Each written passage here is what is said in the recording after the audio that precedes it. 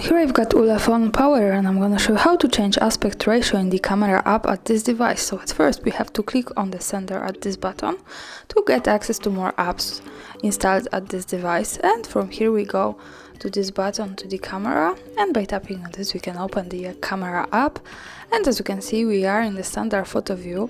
So let's go to the more advanced settings. We can do it by tapping on this button at the right corner, and as you can see here we have access to this settings bar, and we can pick preview size, and by tapping on this we can easily change the ratio of our picture, and we can pick from 4:3 ratio and 16:9. So this is how it looks, 16:9 ratio.